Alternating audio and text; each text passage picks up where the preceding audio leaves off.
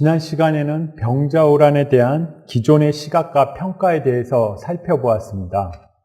오늘 세 번째 강의에서는 병자호란에 대한 새로운 시각, 즉 이 강의가 병자호란에 대해서 제시하는 새로운 시각에 대해서 학습해 보도록 하겠습니다. 먼저 지난 시간의 강의 내용을 간단히 정리해 보도록 하겠습니다. 인조 반정의 집권 세력과 척화론자들에 대한 평가는 지난 시간에 살펴보았듯이 정치적, 외교적, 군사적 분야에서 모두 커다란 실정 또는 실패를 저지른 자들로 해석이 되는데요. 이들은 한마디로 요약하면 척화론과 대명의리에 빠져서 나라를 망친 자들이라고 할 수 있겠습니다. 이 대명의리와 척화론의 성격을 외세 의존적이고 비현실적인 사고 또는 명분론적인 사고로 규정한 것이라고 할 수가 있겠습니다. 반면 광해군의 중립 외교와 최명길의 주화론은 상대적으로 높이 평가받았습니다. 백성의 안위와 나라의 안전을 생각한 그들의 주장은 병자호란의 결과를 미리 예상한 선견지명이 있는 의론으로서 높이 평가받았습니다. 통설의 이상과 같은 해석과 평가에도 불구하고 병자호란에 대해서 여전히 풀리지 않는 궁금증은 다음과 같은 것들입니다. 첫 번째로 왜 다른 조선인들은 광해군 최명길과 같은 판단을 하지 못했냐는 것입니다. 지금 우리의 시각에서 보면 지극히 당연하고 공감 가는 주장을 했음에도 불구하고 이들은 격렬한 정치적 공세와 비난을 감수해야 했습니다. 심지어 자신이 속한 정파로부터도 지지를 받지 못했는데요. 광해군은 북인, 최명길은 서인으로부터 지지는커녕 많은 비난을 받아야 했습니다.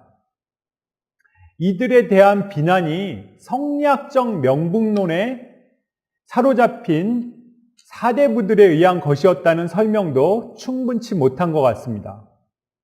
성리학적 명분론 또는 유교적 명분에는 대명의리와 같은 명분도 있지만 안민과 보국이라는 명분도 유교적 명분에 중요한 비중을 차지하고 있었습니다. 왜 이들의 명분은 인정받지 못했을까요?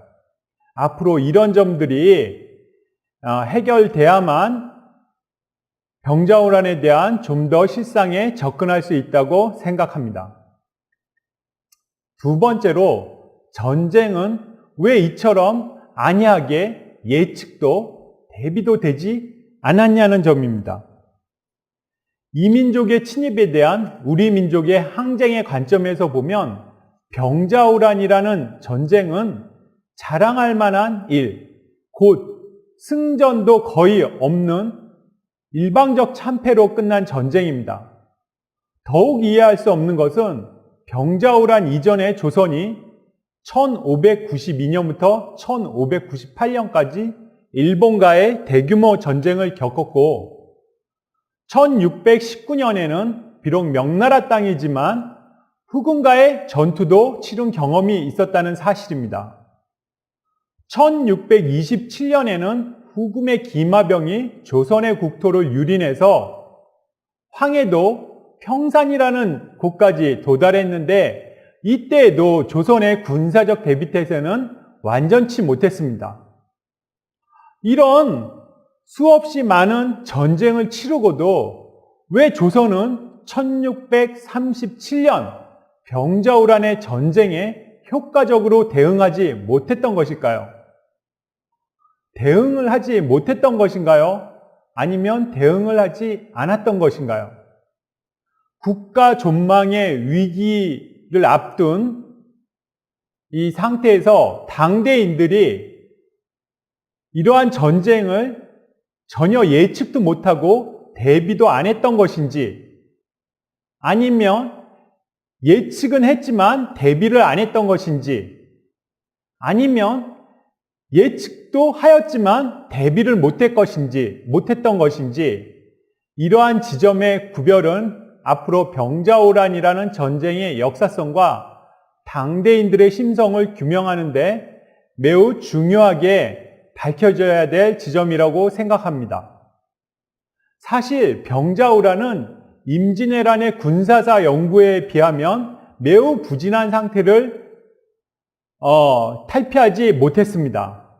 임진왜란의 경우 승전의 사례도 많고 수군의 활약이나 의병의 활동이라는 긍정적 요소도 많은 데 비해 병자호란은 전쟁의 기간도 짧았고 의병의 병기도 임진왜란보다는 훨씬 적었고 또 많은 승전 사례가 없었기 때문에 심층적인 군사사 연구가 지금까지 보면 상대적으로 축적되지 못한 상태입니다.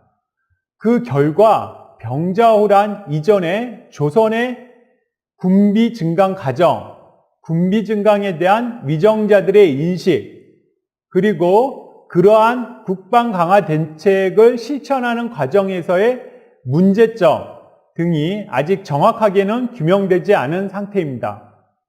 이러한 지점들이 밝혀져야만 당대 조선인들이 병자호란이라는 전쟁에 대해서 어떻게 인식하고 어떻게 대응했는지 그 실상이 좀 더 분명하게 드러날 것이라고 생각합니다.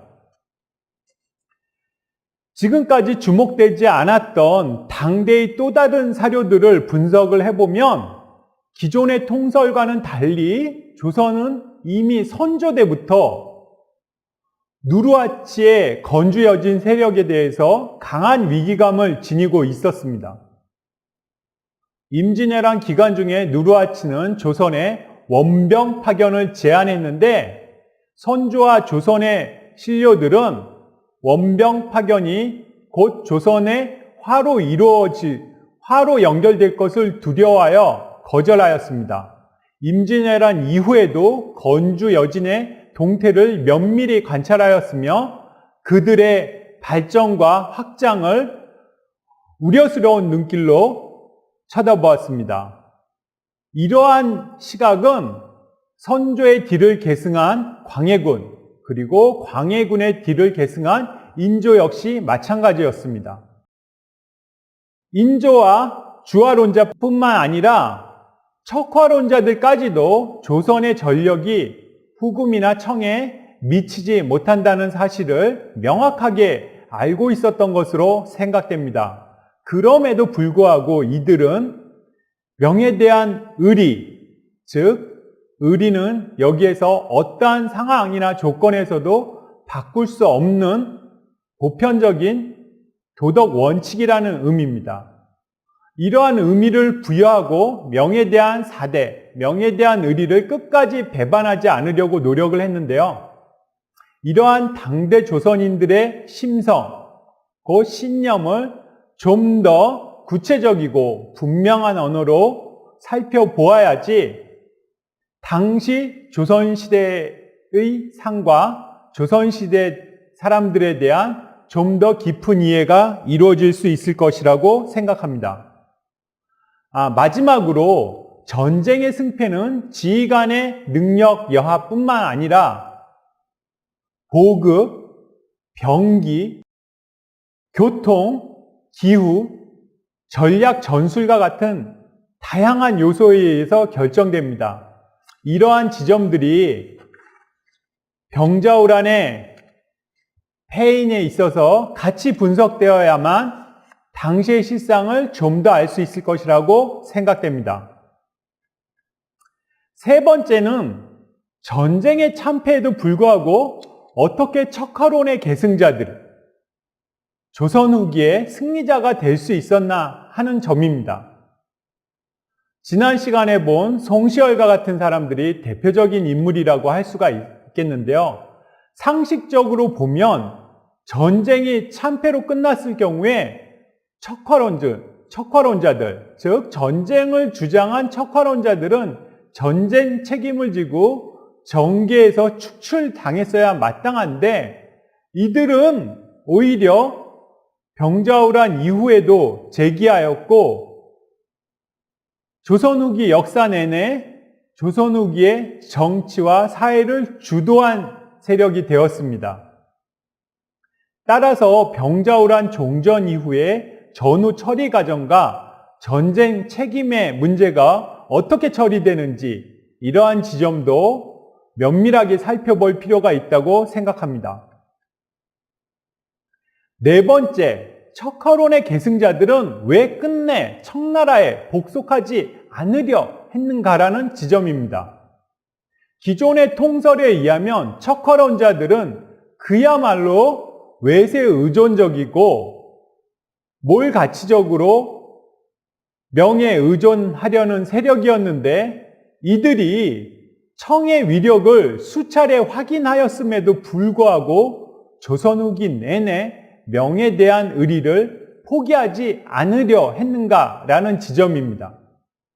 심지어 효종대에는 북벌을 구상하기까지도 하였습니다. 왜 이들은 그토록 외세의존적인 심성을 가진 이들은 명이 아닌 청에 복속하지 않으려 했던 것인가요? 이러한 지점 역시 앞으로 설명되어야 할 부분이라고 생각합니다.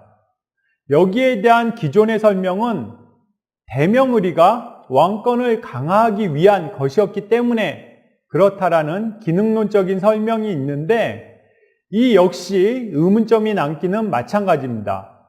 왜 조선 후기의 왕권은 청이 아닌 현실의 강대국인 청이 아닌 이미 사라져버린 명예에 의해서 왕권이 강화되었냐 하는 이런 질문들입니다. 다섯 번째로 당대 조선인들이 중요시하였던 가치와 신념의 실체는 무엇인가라는 질문입니다.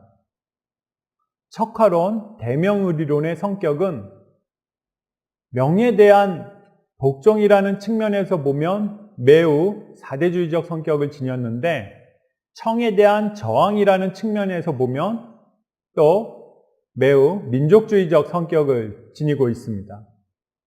이러한 척화론과 대명의리론이 과연 그 본질이 무엇인지에 대한 설명이 더욱 구체적이 될 때 우리의 의문은 좀 더 풀릴 것이라고 생각됩니다. 이상에서 제기한 5가지 질문들을 효과적으로 해결하려면 결론적으로 정치사, 군사사, 사상사, 외교사의 결합이 필요하다고 생각합니다. 특히 전쟁을 수행한 당사자들의 신념과 가치에 대한 분석이 좀 더 면밀하게 이루어져야만 당시 그들이 내렸던 이해할 수 없는 판단 내지는 결정 그리고 주장에 대해서 우리가 좀 더 합리적으로 접근할 수 있는 계기를 마련할 수 있을 것이라고 생각합니다. 이 강의는 위와 같은 새로운 시각에서 최신의 관련 연구를 종합 정리하여서 병자호란에 대한 새로운 그림을 그리려고 합니다. 이러한 시도를 통해 지금까지 다소 결과론적이고 현재주의적 관점에서 접근되었던 병자호란을 그들 내부의 시선에서 조선시대와 조선시대인을 이해하는 도구로서 삼고자 합니다. 여러분, 여기서 우리 강의의 제목을 다시 한번 떠올려 주시기 바랍니다. 병자호란의 창으로 본 조선시대와 조선시대 사람들입니다. 지금까지 병자호란이 특히 정치적, 외교적, 군사적 교훈을 위해서 접근되었다면 이번 강의에서는 병자호란을 통해 조선시대 사람들과 조선시대를 좀 더 심층적으로 이해할 수 있는 창, 곧 도구로서 활용하고자 합니다. 여기까지가 오늘 강의의 세 번째 주제인 새로운 시각, 조선시대를 이해하는 창이었습니다.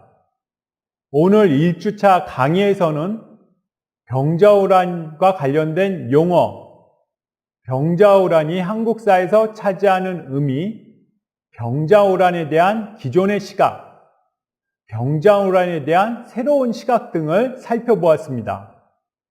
다음 2주차 강의에서는 병자호란이라는 역사적 사건의 구조가 될 수 있는 정근대 동아시아 국제질서에 대해서 살펴보겠습니다. 이상으로 1주차 강의를 마치도록 하겠습니다.